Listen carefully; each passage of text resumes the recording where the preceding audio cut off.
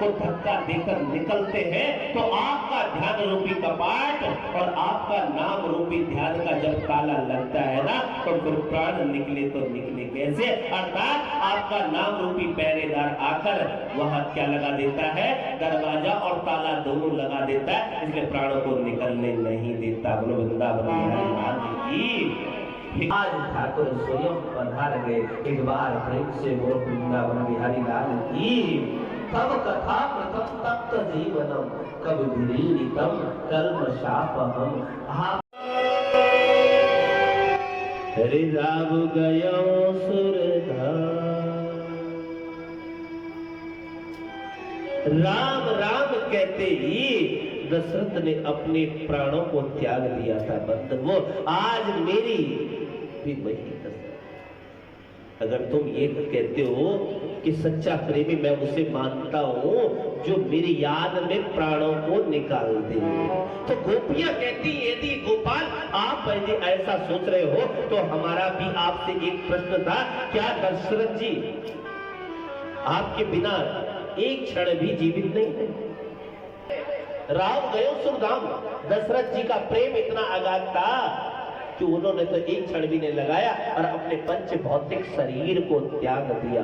लेकिन हमारा भी एक प्रश्न है, क्या मां जानकी आपसे प्रेम नहीं करती थी? इतने दिन अशोक वाटिका में रही तो कैसे जीवित रही? क्या उनका आपके प्रति प्रेम नहीं था क्या?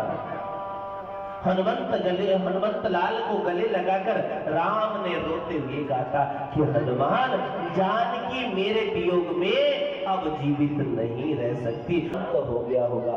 हनुमान जी बोले, प्रभु प्राण तो निकलने को राजी होते हैं राम जी, प्राण तो निकलने को राजी होते, लेकिन क्या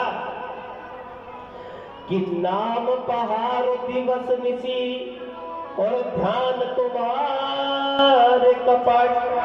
भगवत कथा के इस अध्याय में हस्तिनापुर की पावन धरती पर यहाँ तमाम मेरी माताएं बहनें बैठी हैं, बुजुर्ग साथी बैठे हैं।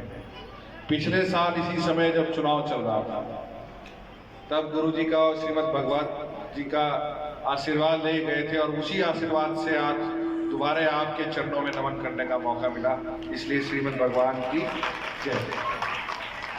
आज भागवत की सही भूमि जो कहा गया हमारे यहाँ, ये गंगा जमुना की दुआब की धरती हमारी, और उसमें भी शुक्र तीर्थ और हस्तिनापुर का अलग महत्व। मैं आपको विश्वास दिलाना चाहता हूँ, जो सौभाग्य आपको यहाँ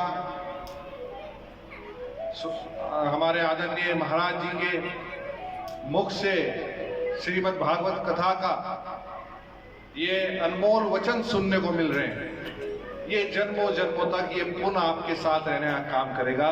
इस भावना के साथ मैं तमाम यहाँ जितने लोग हैं, माताएं हैं, बहनें हैं, उन्हें एक बार फिर सबको बहुत बहुत शुभकामनाएं देता हूँ और अपने आप को आप सबके बीच में एक सेवक के रूप में, एक बेटे के रूप में, एक साथी के रूप में, जिस योग्य भी आप माने, हर समय आपके बीच में रह के श्रीमद् भागवत जी के आशीर्वाद से, गुरु जी के आशीर्वाद से, आप सबके आशीर्वाद से हस्तिनापुर की सेवा कर सके, ये सौभाग्य हमारा मिला।